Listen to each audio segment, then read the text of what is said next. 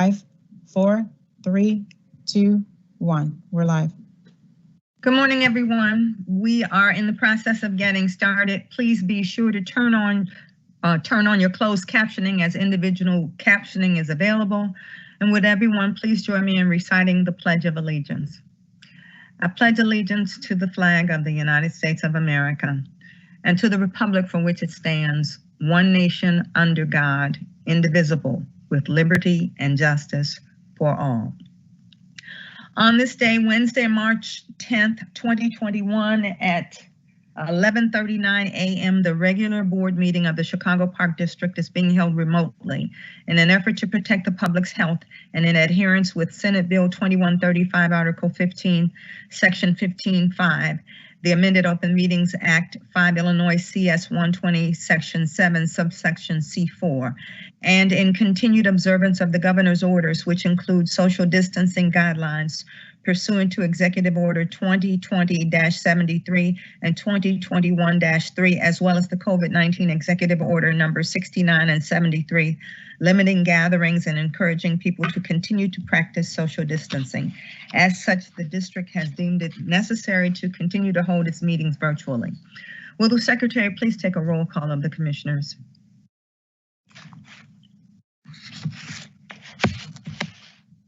Entries.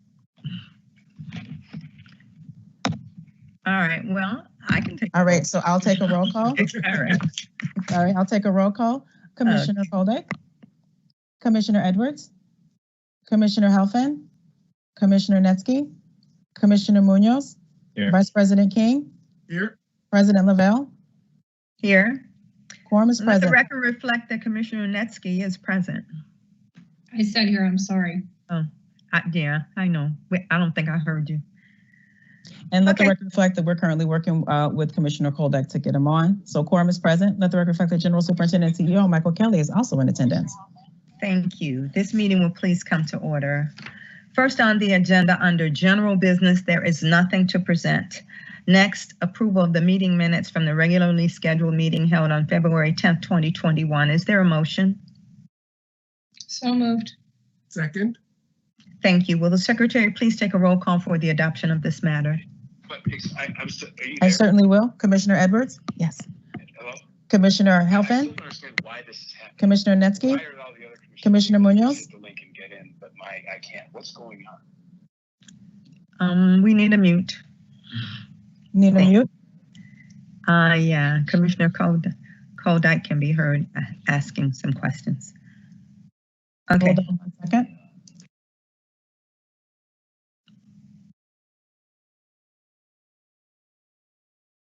All right. Are we taking a roll call for the adoption of this matter? Yeah, that's what we were in the process. Yeah. Okay. Okay, sorry about that. So we'll take a roll call for the adoption of the matter. Commissioner Edwards? Commissioner Edwards? It's not on. I'm sorry, going through. Commissioner Netsky? Aye. Commissioner Munoz? Aye. Vice President King? Aye. President Lavelle? Aye. Motion carried and the minutes are adopted. Thank you. Thank you. All right, under acknowledging excellence, there is nothing to present today, and under presentations from the departments, there is also nothing to present, as well as under communications and reports. Next is the people in the park section. Will the secretary please call the name of those who have signed up to speak? I most certainly will. We ask that you please limit your comments to 2 minutes. We also ask that those making comments before the board, please lower your electronic devices, including televisions, so that we may hear you clearly and do not experience frequency interference. Our speakers who have signed up to speak are Venus Roman, Najee Zaid Searcy, Louise McCurry, and Renee Costanzo. We'll get our first speaker.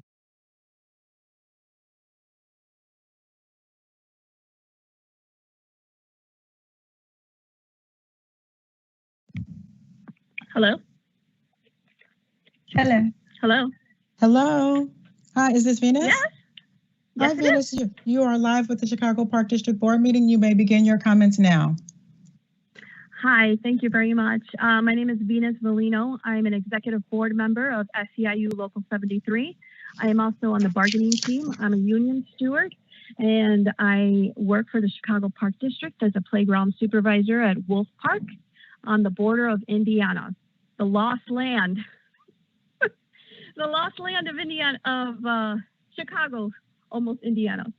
And I'm here to talk about an article that came out recently about 24 individuals in upper management who got raises.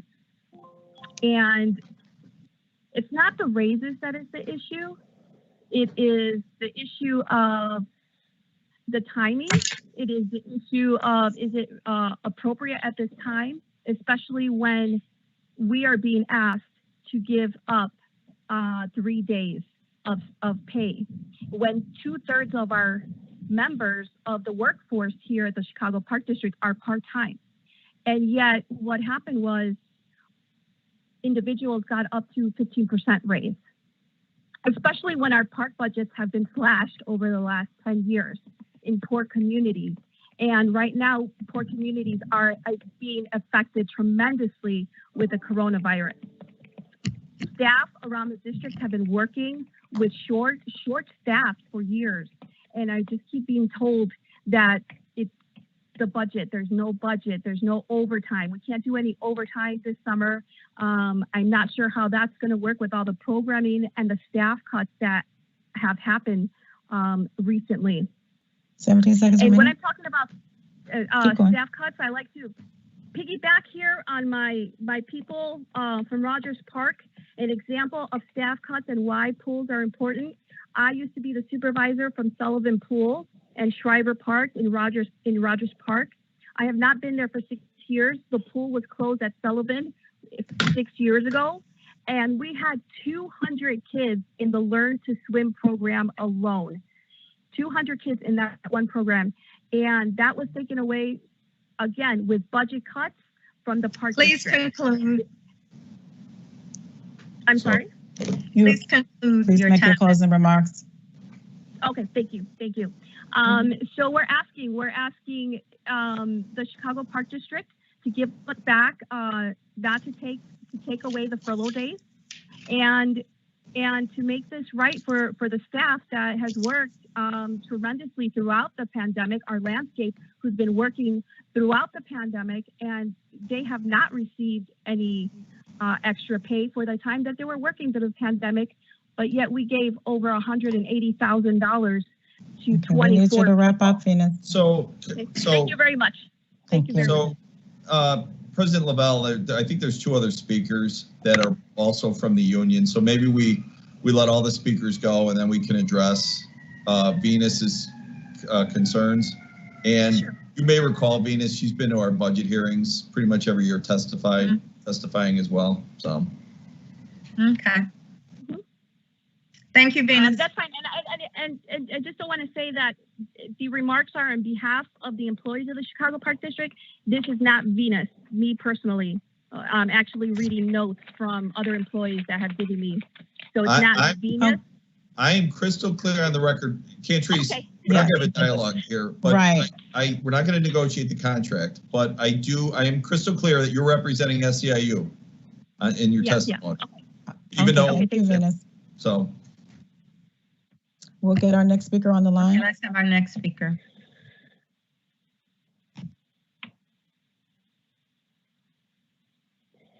It's dialing, ringing.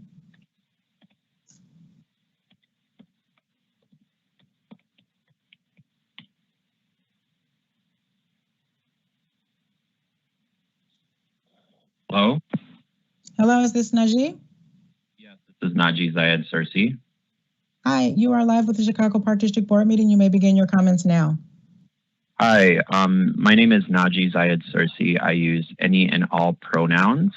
And I just wanted to make some comments on behalf of our union, SEIU Local 73. As some of our top earners at the parks have recently received tremendous raises, which is asynchronous in trend compared to other park staff raises, I want to keep us mindful of our mission and core values. Now is an amazing time for extra effort, children first, and I'll add transparency as we navigate a COVID world. I approached the board as a community member and Chicago Park District employee. We have a great opportunity to refocus our efforts right now, having been in COVID for about a year. And with the rollout of vaccines, it feels like we can see a light at the end of the tunnel. However, we must continue to invest in each other and our communities park-wide, right? Not just a select few. The message that we're receiving from park leadership as staff at the parks is one of waiting to receive proper PPE that's grade A and updated and plentiful tech, waiting for a summer plan that is clear and concise so we can prepare far in advance and safely for our lovely community, and waiting for resources to expand our programming while incorporating the wisdom and lived experiences of those closest to our communities, or as we call them, field staff, and from folks who are not considered park leadership.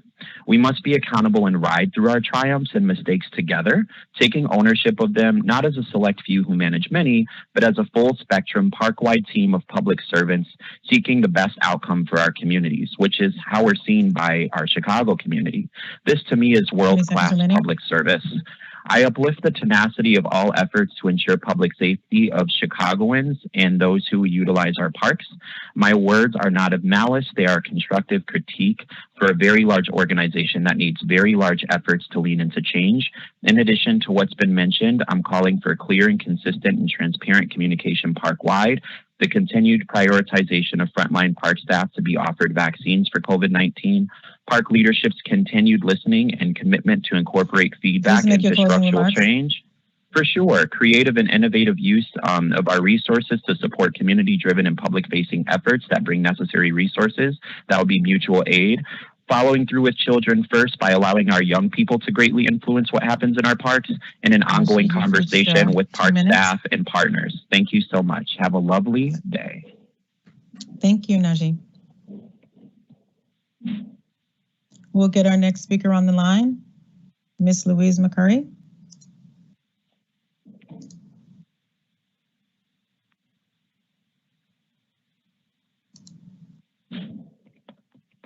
It's ringing. Hello.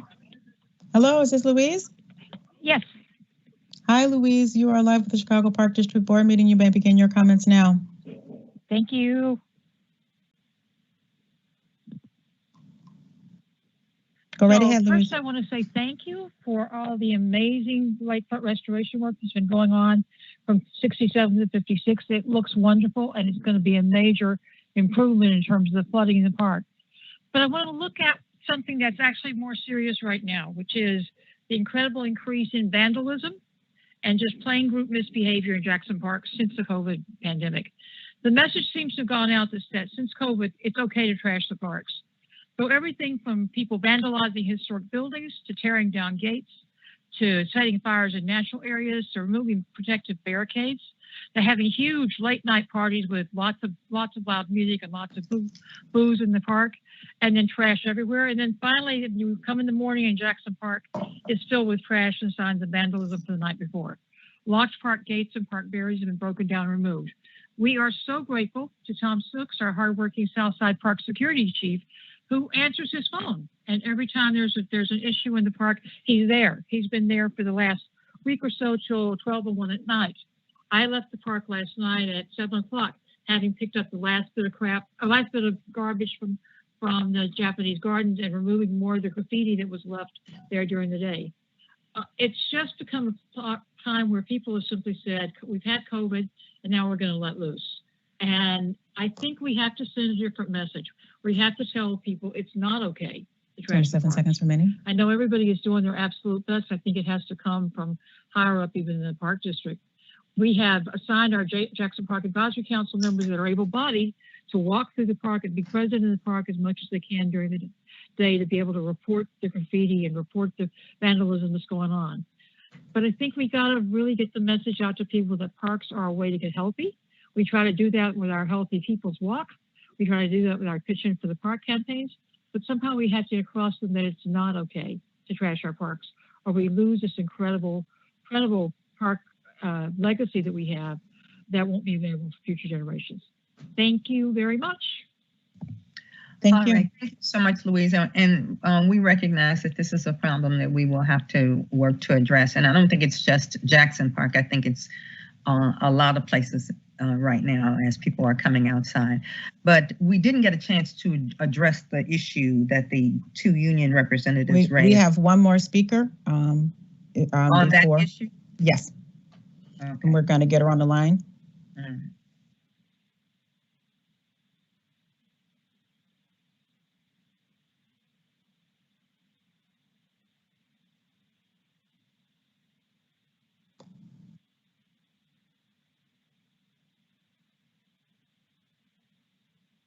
Hello, Hello, is this Renee? this is Renee. Hi, Renee. You are live with the Chicago Park District Board meeting. You may begin your comments now. Thank you. Hi, my name is Renee Costanzo. I am not only a Park District employee, but also a lifelong Chicago resident and a park kid. I come today to present a petition in response to the recent budget that was released, revealing that several top-level officials received substantial raises amounting to almost $200,000.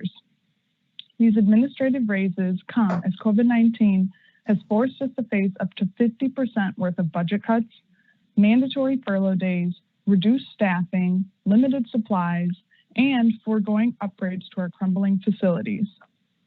The Park District strives to serve the community, and yet this demonstrates a clear lack of focus on what the community is asking for. As the pandemic hit, numerous organizations rallied together to find creative solutions to the issues facing their communities. Meanwhile, the Park District lagged behind, and upper management failed to come up with a sufficient plan, provide effective training for staff, or supply adequate technology to offer virtual programming. We had and still have a great opportunity to demonstrate the amazing resource we are for the city. But without proper leadership and budgeting, it cannot happen. I love my job, but it is heartbreaking to hear parents and community members come with requests for more programming and not have clear answers to help them plan for the future. I realize we are in a challenging time for in-person programming, but other organizations have offered specific plans to help begin the process of re-entering normalcy. We believe families should be able to rely on the Park District for affordable, safe programs to offer relief for parents during the 10 summer. seconds remaining. But Keep that going. means hiring quality staff and supporting existing staff, let alone paying them what was decided in a contract. A copy of the petition, which has gained over 600 signatures in just a week, has been sent to the board, and you will see at the bottom of it a list of demands. Please make your And we closing hope that you remarks. I am finishing. We hope that you consider honoring our requests, and thank you for your time. Thank you. What I'd like to do is have Superintendent Kelly address the operational issues, and then I will speak to the overall concept of what is being objected to. Thank you, Avis, and fellow commissioners. So, yeah, I mean, the one thing I'm disheartened by of all this is this article they're referencing. If they had just listened to the budget speech I delivered, we specifically addressed that management was not getting raises in 2021, not getting raises. But I was very proud of the fact that SEIU, we honored our commitment in bargaining with SEIU, and that SEIU was getting raises in 2021. So I want to be clear, again, management did not get raises. Am I frozen? Can you guys hear me? We can hear you. Okay, good. That management did not get raises in 2021, and that SEIU did. And as I've said repeatedly, in good faith, we're not going to renegotiate the contract here. And we did reach out to Vice President Jeff Howard from SEIU specifically on this matter.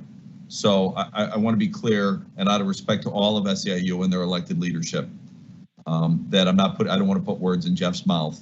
I'm simply addressing the comments of 3 employees and Venus, who's actually on the bargaining team.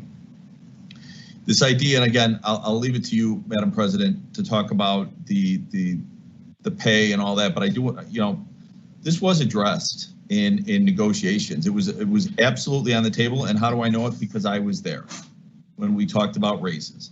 But to set the record straight, 32 park supervisors received raises between 4% and 13%.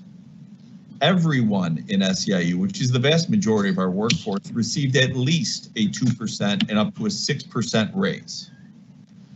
I heard Venus mention they didn't want to take any time off for furlough days, and I also heard the last comment too. Let me remind folks, Chicago Park District lost $100 million last year in revenue, $100 million. And yet we had no layoffs, no cuts. We do have a vacancy allowance in 2021, but that is 20% of our operating budget, and we weathered the storm. 3 furlough days in 2021, and maybe we can reduce that if we start getting people back in the parks and generating revenue, which is what we said in our budget address. But is a far cry from the years just not that long ago during the recession where we were taking 8 to 10, I think, furlough days back in those days. I hate having these conversations because we had an incredibly good year, I thought, as an organization, without cuts, without layoffs. We did honor our commitments to the union, and we did a heck of a job with virtual programming, a heck of a job. But this is starting to deteriorate into almost a conversation about how can we renegotiate the contract. As far as PPE goes, Jessica, would you like to give some numbers on the PPE? Jessica's our chief administrator, or not our chief administrator, our chief diversity officer. Jessica. Sure, and I'm chiming in as someone who works very closely with the Director of Human Resources. Obviously, he is under my umbrella, and then as a member of our COVID response team. So just to give a few numbers, masks, we distributed approximately 35,000 masks, and we actually have over 10,000 on hand. And then vinyl gloves, we purchased and distributed more than 150,000 vinyl gloves. And then when it came to hand sanitizer, as you guys might remember, when there was no activity in the park, one of the biggest activities was that of producing hand sanitizer on our own. We made 4,200 gallons of hand sanitizers, 3,000 gallons of that alcohol surface disinfectant, and then we had 800 gallons of Lysol surface disinfectant. And so that's just a couple of the high points. But we spent the period of time that no one was in the parks, preparing for the return. And so that was, at least like a 3-month time period, if my memory is correct. Right. And again, I was glad that one of the speakers called out some of the union members at SEIU that never missed a day of work. I was incredibly proud of security, incredibly proud of landscaping. And of course, I'm proud of the managers. I mean, there was a lot of our workforce that could not work from home because of the nature of their job. And I was proud of all of them. As far as I heard Najee's request on planning and that, look, no one's been more frustrated than us. You're trying to plan as far ahead as you can, but we're dealing with a pandemic and we're dealing with a lot of different agencies that are calling the shots when it comes to public health. We're doing the best we can. It's going to be another long year in 2021. There's going to be greatly reduced numbers in our programs, but we're trying to weather the storm, and we actually are going to hire a seasonal workforce this year, which I'm very proud of. So we all just got to hang in there. And then even on Louise's comments, we're seeing it. People are desperate to get outside. People are maybe doing some things they normally wouldn't do in our parks across the city, but we have to weather the storm as a city. Obviously, I want to bring this back to you, President Lavelle, on the salary instance, because that's what seems to have started this whole discussion. And maybe you can put a pin in this and wrap it up for me. I would be happy to do that. Let me just say this. I understand that as a union representative, your job is to always push for more and always push to the edge. That's your job, and I respect and appreciate that. But let me temper this with the facts. And the facts are that These raises were deferred in 2021. So a large part of the contention that you make here is based on something that didn't actually happen. While there were wage increases for SEIU. But beyond that, I think I'm incredibly proud of the way the Chicago Park District performed through this period of time, because this was a very difficult time. And for this to be done without people having to be permanently let go, for this to be done with people who have maintained their commitment to serve, and these are your members. So we are appreciative of them, and we respect and appreciate everything that they've done. But this was a very difficult year, and we did it. We got through 2020 with $100 million less revenue. It wasn't a perfect year. We fully grant that. But we did a good job. We respected the employees who came in here and did everything that they were supposed to do, and those who were able to work from home. And there weren't nearly as many who were able to work from home because of the nature of what it is that had to be done. Let me say to you, we have one of the best park districts in the country, if not the best. And we want to keep our team intact. And that we mean that from the people who work in the parks all the way up to the top of the leadership. And in order to do that, we have to make sure that our people are adequately paid. You got increases. These people at the top deserve increases too. They weren't able to get them in 2021, but they are entitled to those things. This is a matter that we addressed 4 years ago. When we looked at the way our top leadership was paid in comparison with all of the other agencies, we discovered that they were really, really undervalued. And that's why we continue to lose people. We can't afford to do that. So we made a determination 4 years ago that we were going to begin to equalize salaries. We didn't do it all at one time. We said we would phase it in over time, and this is a process of that phasing in. So you may not be happy with it, but it is what needs to be done. And we as a board stand by the decision that we made. We know that we're doing the right thing, and we know that it ultimately will serve all the people of the Chicago area as it has done. So I'm done with it. Thank you. Cantrice, you can go on. Okay, we're moving on. There are no further speakers. All righty, thank you to our speakers. Your comments were received. We will now proceed with the remaining agenda items for today under unfinished business. There's nothing to present. From the General Counsel and the Law Department, authority to enter into intergovernmental agreements with the City of Chicago and various state and local governmental agencies to accept the transfer of various funds and services for park projects. We will hear from Tim King, our General Counsel. Thank you, Tim. Good morning, President Lavelle, Vice President King, Commissioners Koldyke and Munoz and Netsky and CEO Kelly.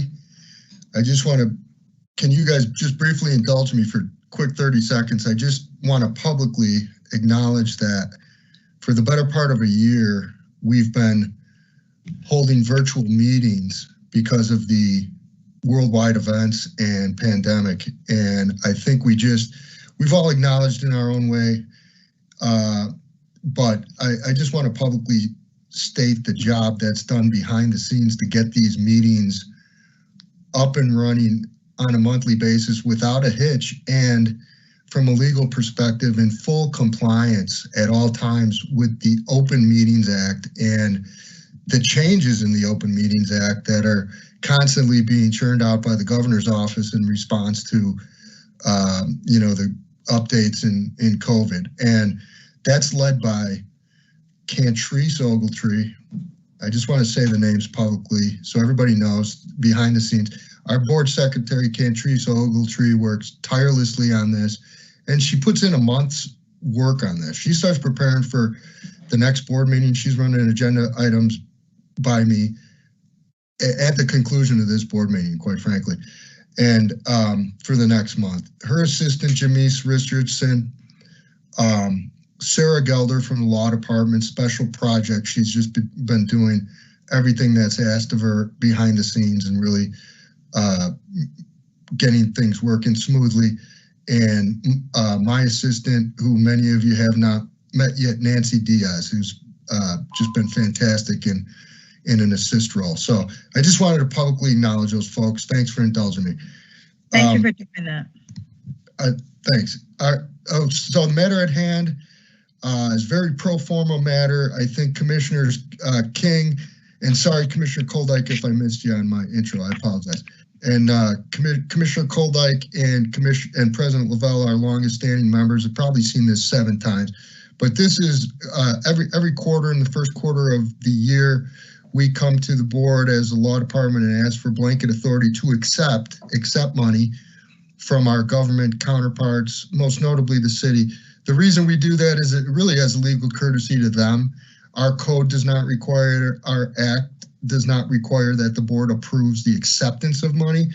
And this IGA that you're passing today does not do anything in any legal way to effectuate our code or act, but it allows us to streamline some of the city bureaucracy. And anytime somebody's giving us money, we want to make that as simple as possible for folks. So this helps the city in their documents. So we do it every year.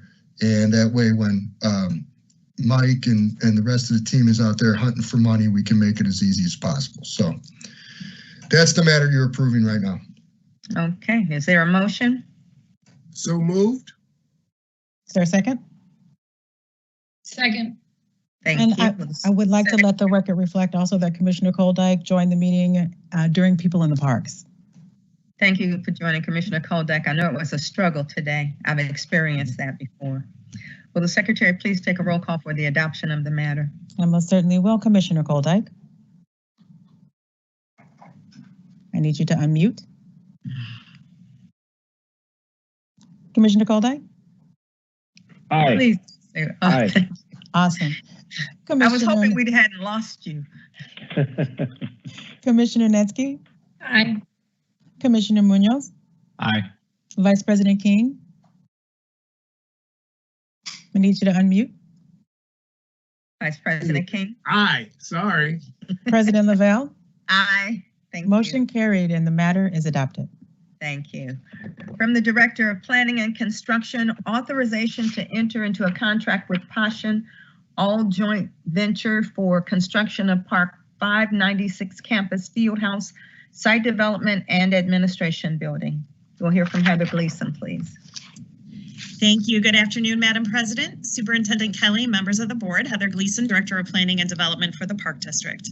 It is recommended that the General Superintendent and CEO or his designee enter into a contract with Passion All Joint Venture for the construction of the Park 596 campus.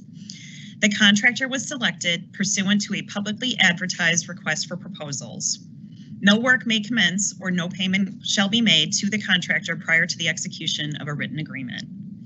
The proposed awardee is a joint venture between FH Passion, a local Chicago company, and All Construction Group, a Latino-owned MBE firm. The proposed awardee has significant proven experience and was the lowest bid by a significant amount. For instance, Passion has constructed Haas Park Fieldhouse and Pingtown Boathouse for us, among many other projects, and All Construction has worked on various city projects for many years. The amount of the proposed contract is $64,505,650. The term is for 2 years with 1 additional year extension as an option. I'll get into the details on the process of how we got to this point, including work to date and the community process, and then a little bit about the proposed campus development. I'll then turn it over to Steve Lux, our Chief Financial Officer, to discuss financing, and Mark Reed, our Director of Purchasing, to discuss the MBE-WBE and the purchasing process. So this slide just shows where the site is located again. It's at 4830 Southwestern Avenue in the Brighton Park community area. And one of the reasons that we were so excited about this site is that the Brighton Park community area is one of the top 5 community areas in the city that is underserved by public open space. It needs approximately 60 acres of open space in order to meet the 2 acres per 1,000 metric. And the biggest reason for that is really the image that you see on the left. All of that gray that you're seeing on that slide is actually how industrial this area still is. And on the right, you can see actually how developed the community area is as well. So the image on the right that you're seeing is really the zoning in the area, and the residential development is in red. The blue is our commercial areas. So between the industrial space, the residential, and the commercial, there really isn't a lot of available land for park space. And again, we just wanted to mention, it's probably a little hard to see, but there are little pink and blue flags on the left image that shows how many schools there are in this particular area. So there are 11 elementary and middle schools and 1 high school. In fact, just to the west of our site, which on this particular image you can kind of see in the lower right-hand corner with the yellow star on it, is James Shield Middle School. So in addition, additional open space for children in this area is also really important. So we really saw this as a unique opportunity to provide the community with a truly transformational investment by converting this 17-acre vacant former industrial site into a premier community open space, field house, and offices. Just to sort of remind everyone how we got here, for a number of years, the Chicago Park District searched for a new home for its administrative headquarters, as our 541 North Fairbanks location is owned by Northwestern, and they needed to have the leased space back from us. So the Park District seriously considered 20 different locations. These included sites in the Loop and sites in the neighborhoods across the city. And after this very long search, the Park District selected the site at 48th and Western because it provides significant value to the community and to the agency. Coupled with the mayor's mandate to invest south and west, we saw an opportunity to provide the community with critically needed open space by acquiring this property. Also just wanted to touch base a little on the timeline and kind of the steps that we've taken up to this point. So we've come to the board a few times over the course of this process. We started the acquisition process in 2018 and 2019 with the city providing TIF funding in the amount of $8 million in order to acquire the property. Since that time, we have actually cleaned the site in terms of removing significant hotspots on the property. And in addition, the site will be capped from an environmental standpoint as part of our construction project. And then we also hired John Ronan Architects and his team in August of 2019, and then designed the project throughout most of 2020. Also throughout most of 2020, we held numerous community meetings, which I'll get into in a little more detail in a second. So now this step, we're coming to you for the general contractor award with FH Passion and All Construction so that we can finally see this vision come to life. So just to give you a little background on the community process that we followed as part of this project, we met with both Alderman Burke and Alderman Lopez to brief them on the project, and they actually suggested a number of groups that we touch base with from there. In early spring of 2020, we met with representatives from the Brighton Park Neighborhood Council and the Back of the Yards Council. And then we had planned to have very large-scale community meeting at the end of March 2020, and unfortunately that got canceled due to the COVID shelter-in-place order. So we had to quickly come up with a plan B, which we did. In early April 2020, we posted a project presentation online that we narrated in both English and Spanish. Community members were also then given the opportunity to leave comments and provide some initial feedback on the drawings that were presented there. After that initial feedback from the community, and once the drawings had sort of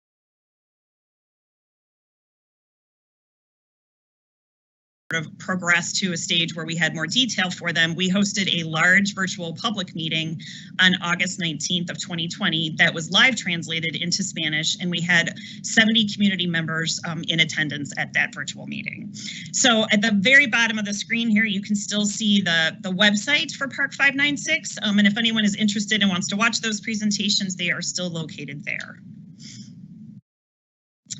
So really briefly, I just want to walk you through the site plan. I think many of you have seen this before, but the campus will include a new 17-acre park with outdoor recreation facilities that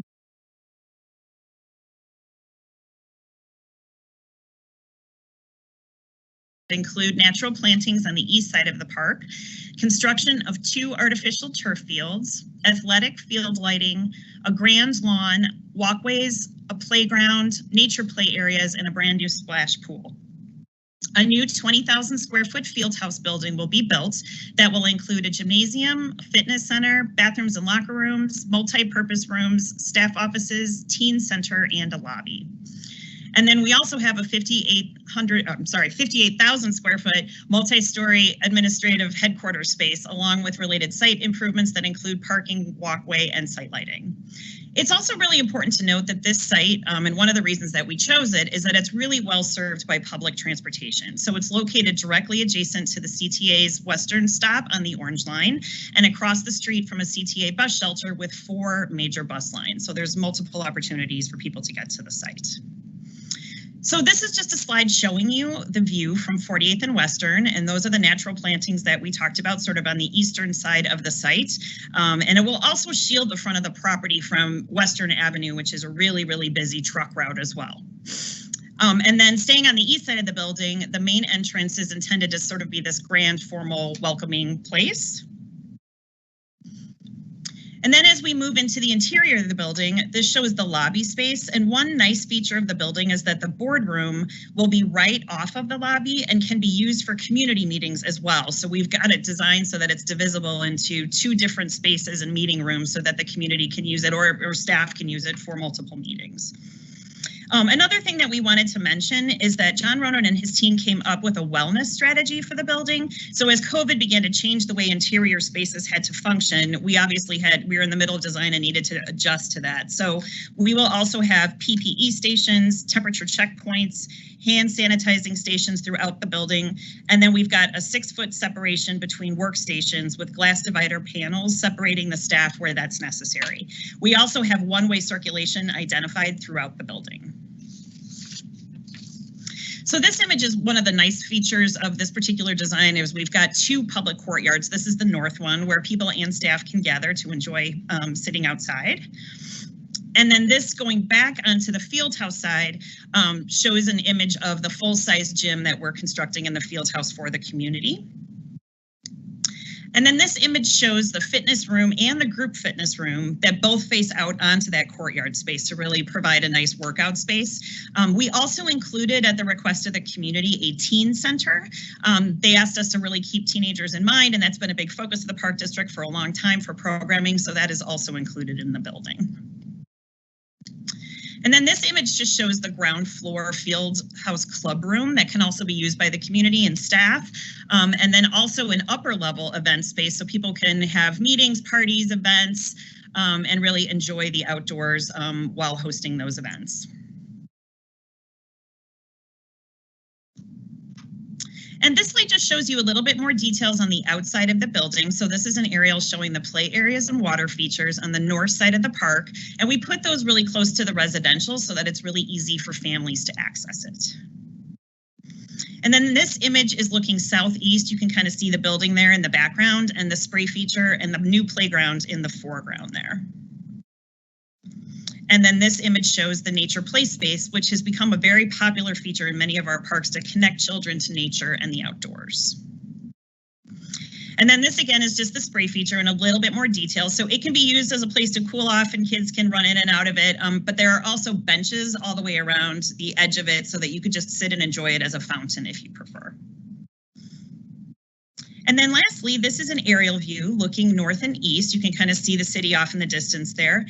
Just a quick note on schedule. So assuming we get board approval, we will issue a notice to proceed to the contractor in April. The construction will continue over the next 24 months or so. We will have substantial completion on the building in January of 2023 and move in by February of 2023. And I Heather, think, yes, go ahead. When would you expect a groundbreaking? So I think we'd be looking at that probably in April or early May. Once we get the contractor on board, they have to negotiate a contract with us and get the paperwork in order. So we will be able to come back and have more detail about that, hopefully in the next couple of weeks. Thank you. Are there other questions? I don't have a question. I just have a quick comment. I know that this has been a project that the district's administration has been thinking about for a very long time. And I just want to say how excited I am to see it come to this point of its fruition. And I look forward to it hopefully being approved by this board and being completed. And, you know, hats off to the entire team, but particularly Superintendent Kelly for having the vision to do this and find the money to make it happen. Yeah, I would just briefly add that a decision of this magnitude is one that's longstanding and has been discussed for, you know, a long time. Mm-hmm. And I just want the the public to know that each commissioner has been briefed independently. Each commissioner has had all of their questions asked about the property, the bidding, the financing. And so I want the public to know that there has been lots and lots of discussions and lots of vetting of this exciting project. And that I don't want the public to think that this is, the first time any of the commissioners have seen or heard of this. It's been a long time coming, and each one of us has weighed in and had detailed time with the finance department, the legal department, as well as management. And I appreciate everyone doing that. And I'm very excited about the future of the Park District headquarters, and I look forward to breaking ground. Let me also add on top of that, and thank you, Larry, for really underscoring the point that this has been a long process. It's taken a long time to get here, and it has been a process that was very deliberate, that we've thought through a lot of times. We went back and forth to the table trying to negotiate the best possible financial deal on behalf of the citizens of Chicago. But the other thing that I think is important and certainly bears highlighting is the fact that this is a facility that will be located, the headquarters of the Chicago Park District, in a community, and it's going to be transformative for this community. It is a big project. It is a major construction in an area that we envision will be totally lifted by having a project of this magnitude locate there. So it's going to be very exciting for us as the Chicago Park District, but it will be very exciting for the community in which it is located as well, because this will transform things. We are absolutely certain of that. I agree. And I just want to throw out there again, echo what everybody else said, as someone who's lived in the community for decades now, I'm very excited to see this project coming, particularly to come into that community, into our community, and to be provide resources for the youth and the families that in the area. So I'm super excited about this, and I appreciate everybody who's spent time briefing me and giving me all the background on the work that's been done even before I joined the Park District. So it's exciting to know that this is finally getting to a point where we're going to be able to move forward on this new facility. Wonderful. More questions or concerns? If not, can I just thank again for the record our team, Heather, and everyone on the planning and construction side, and Pat LeVar. Thank you to the lawyers who were way ahead of this, dealing with it, Tim King and his shop. Thank you to Steve Lux for constantly hanging in there. Because I've got news for folks. I mean, I just celebrated my 18th year at the Park District last month. These are not the easy paths in government, choosing paths like this. Not long ago when we completed Gately, it was a very similar path. There was 100 reasons why we should have stopped. 100 reasons why we didn't have enough money, or all the excuses of why we couldn't get it done, and our team persevered because it was the right thing to do, and we thought it mattered. And government needs to invest sometimes when we can't get the private sector to go there.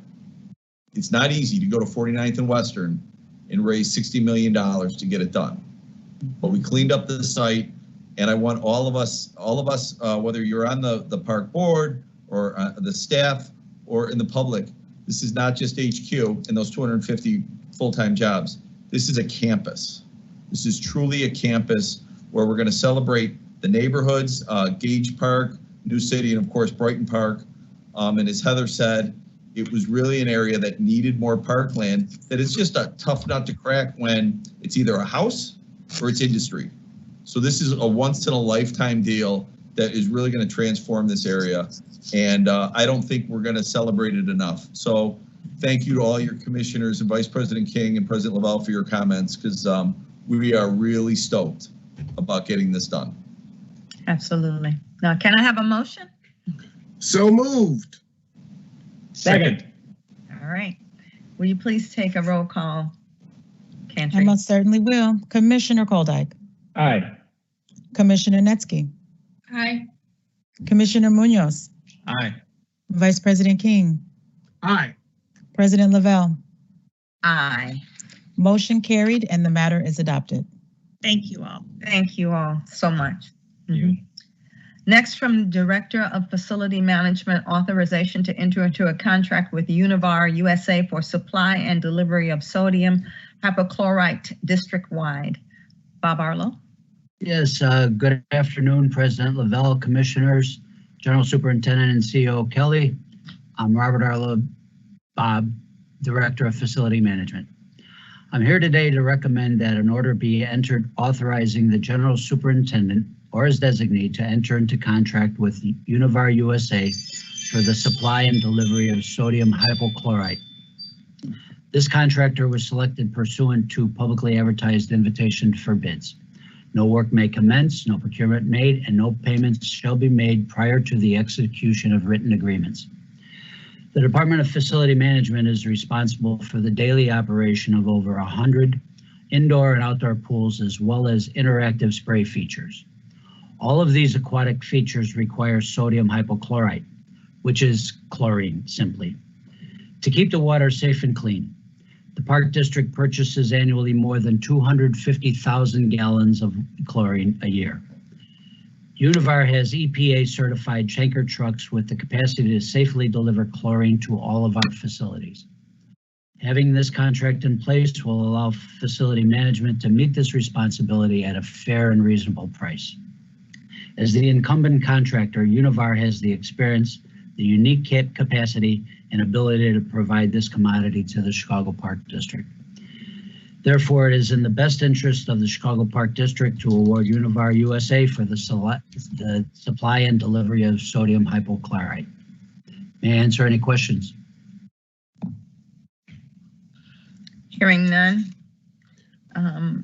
Is there a motion? So moved. Second, is there a second? Second. Thank you. If there's no objection, we will apply the last favorable roll call vote from the prior matter to this matter. Any objections? Hearing none, motion carried and the matter is adopted. Thank you. Next, you. from the Director of Cultural and Natural Resources, authority to enter into a contract, an intergovernmental agreement, I should say, with the City of Chicago and the Forest Preserve District of Cook County for support of neighbor space. We'll hear from Kathy Breitenbach, please. Hi, good afternoon, President Lavelle, Superintendent Kelly, and Commissioners. I'm Kathy Breitenbach, the Director of Cultural and Natural Resources. I'm going to pause and say my screen is frozen. Can you hear me? We can hear you. You just don't move. Yeah. Yes, we can hear you. Well, hopefully I wasn't making a silly face when I froze.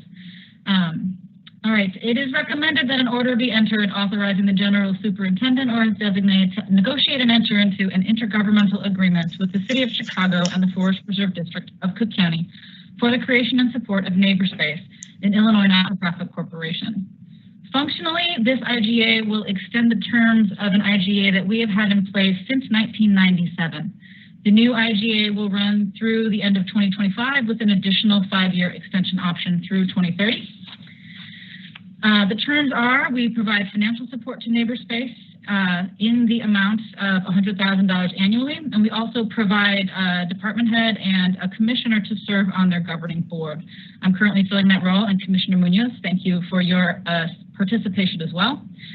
Neighbor Space has been a very important partner to us in providing open space to Chicago, particularly in this case, community managed open space, small community gardens, and nature play spaces. There are 120 neighbor space sites currently throughout the city, and we are very happy to be a part of supporting this network. Can I answer any questions? If there are no questions, may I have a motion? So moved. So moved. Second. Thank you. If there is no objection, we will apply the last favorable roll call vote from a prior matter to this matter. Motion carried and the matter is adopted. Thank you. Next, from the Director of Cultural and Natural Resources, authority to enter into a grant agreement with the Garfield Park Conservatory Alliance. Ms. Breitenbach. Thank you. I am also recommending that an order be entered authorizing the General Superintendent or his designee to negotiate and enter into a grant agreement with the Garfield Park Conservatory Alliance. The Alliance has also been around a while. They were established in 1998, I believe, to be our partner at the Garfield Park Conservatory, to raise private funds to support creation, restoration, and conservation of the facility and expand our programs. This amendment will continue with a few tweaks, the terms that we have had in place. We provide a grant annually, typically in the amount of $200,000 to support their programming role.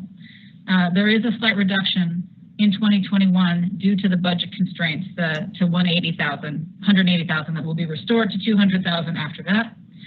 We also partner with them for exhibit construction and repair, and provide funding for that in the amount of $50,000. And we reimburse the Alliance for expenses with greeter and janitorial services up to $250,000 annually. Finally, we partner with the Alliance to promote and run special events and rentals at the Conservatory, and we have a revenue split agreement for special events and rentals, where the first $300,000 go to the Alliance, and above that we split the revenue equally. Happy to answer any questions. So Questions moved. or concerns? All right, thank you. We have a motion. May I have a second? Second. If there's no objection, we will apply the last favorable roll call vote from a prior matter to this matter. Motion carried and the matter is adopted. And one more time, Ms. Breidenbach, we will hear from you on authorization to enter into a contract with Perfect Mulch for supply and delivery of mulch. All right. It is recommended that an order be entered authorizing the general superintendent or the designee to enter into a contract with Perfect Mulch to supply and deliver mulch. This contractor was selected pursuant to a publicly advertised invitation for bid. No work may commence and no payment shall be made prior to the execution of a written agreement.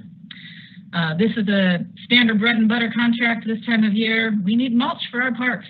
We use mulch for our flower beds, many unpaved trails, and our urban forest of over 200,000 trees around the city. This is a new contractor for us. The contract amount is $217,580,000 for the initial 2-year term. I'm happy to answer any questions. Is there a motion? So moved. Is there a second? Second. Thank you. If there's no objection, we will apply the last favorable roll call vote from a prior matter to this matter. Hearing none. Any objections? Motion carried and the matter is adopted. Thank you. And lastly, Ms. Breidenbach, you are getting a workout today. Authorization to enter into a contract with Arlington Power for the service, maintenance, and repair of small and large equipment. Last one. Okay. It is recommended that in order to be entered, authorizing the general superintendent or his designee to enter into a contract with Arlington Power for the service, maintenance, and repair of small and large equipment. Contractor was selected pursuant to a publicly advertised invitation for bid. No work may commence, no payment shall be made prior to the execution of a written agreement. This is another basic operational contract for us. We're getting into the season where we have a lot of work to do to maintain our parks. This contract was ISB that had 9 different categories. 7 of them are being awarded to Arlington, who was the low bidder. This repairs all manner of operational equipment, from a weed whacker to a tractor, that lets us take care of our parks around the city. We've worked with Arlington and a number of contracts. We've been happy with their performance. It's $847,600 for the initial 1-year term. Thank you. All right, is there a motion? So moved. Second. Great. If there is no objection, we will apply the last favorable roll call vote from the prior matter to this matter. Any objections? Hearing none, motion carried and the matter is adopted. Thank you so much. That concludes today's board meeting. Is there a motion to adjourn? So moved. And is there a second? Second. Second. Thank you. All in Congratulations favor? to all on the headquarters. It is really nice to get it done, and congratulations to everyone involved. May I have everyone signify in favor of the motion by saying aye? Aye. All right, motion carries. The meeting is now adjourned. Meeting is adjourned. Take care, Thanks, folks. everyone. Thanks, Laird, for hanging in there. See you guys. Thank you. All right, Bye. bye-bye.